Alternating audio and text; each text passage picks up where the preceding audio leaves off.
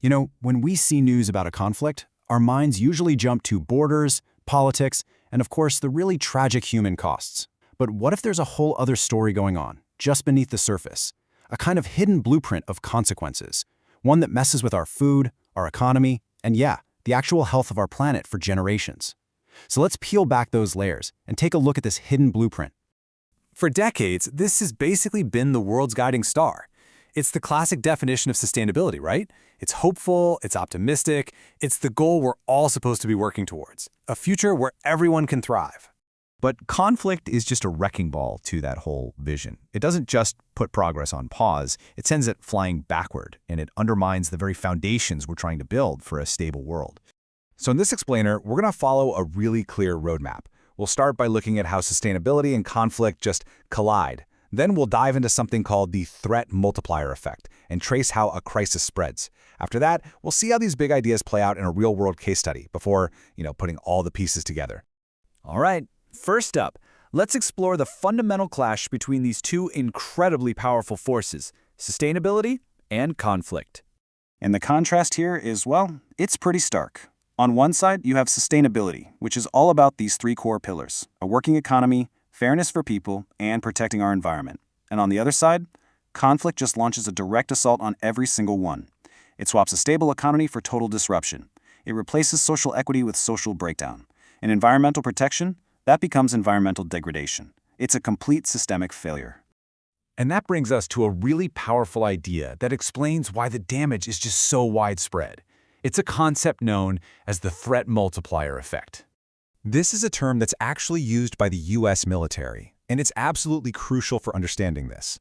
A threat multiplier doesn't just create one new problem. Nope, it takes issues that are already there, like a country already struggling with water shortages or a fragile economy, and it's like throwing gasoline on a fire. It turns a tough situation into a full-blown crisis. This is all part of a bigger idea called the conflict sustainability nexus, and what it shows is this totally destructive feedback loop. See, a lack of resources can definitely spark a conflict, but then the conflict itself turns around and just obliterates the very things you need for a sustainable future. The farms, the infrastructure, stable government. It's a really vicious cycle. So the main takeaway here is that these events are never isolated. An action like imposing economic sanctions, it's like dropping a stone into a giant, complex pond. The ripples don't just stop at the border. They create these cascading consequences, impacting energy markets and even causing social unrest in countries thousands of miles away.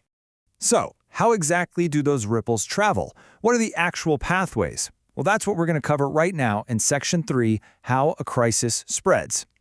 So how does a conflict send out all these negative impacts?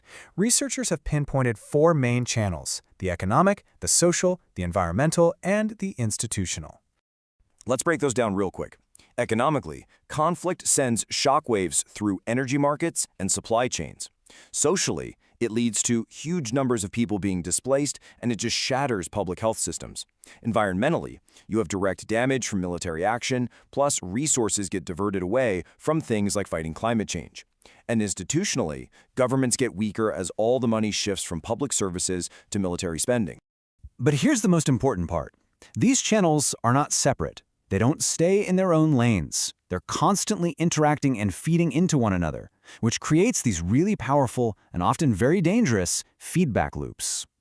Let's just trace one of those loops so you can see how it works. Imagine an economic shock. Say, fuel prices spike because of a conflict. That can easily trigger social unrest, right? People get angry. That unrest can then spiral into political instability, which weakens the government. And now, that weakened government has totally lost its ability to deal with a big environmental crisis, like a drought. It's a whole cascade of failure, and it all started from one single event. Okay, so let's take this whole framework out of the world of theory and apply it to a very real and very complex situation. Section 4, A Conflict's Hidden Costs, the US, Israel, Iran case study. Now, to be super clear, this is not a simple two-sided argument, not at all. It's a deeply complex web that involves multiple countries, a ton of non-state proxy groups, and a long, long history of actions and reactions that have a truly global reach. This conflict plays out in so many different ways. You've got proxy wars happening all over the region, you've got massive economic sanctions, direct military strikes, the constant threat to global oil shipments through the Strait of Hormuz, and, of course, the overarching risk of nuclear escalation. I mean, each one of those is a major global crisis on its own. And this is where our framework becomes so critical. The threat to the Strait of Hormuz, that's an economic channel shock. The proxy wars, they create social breakdown and displacement.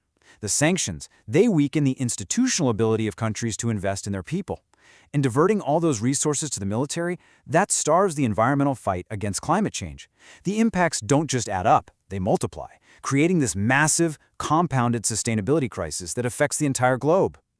So, what's the big takeaway here? How does all this change how we should look at things? Let's wrap it all up in our final section, Seeing the Whole Picture.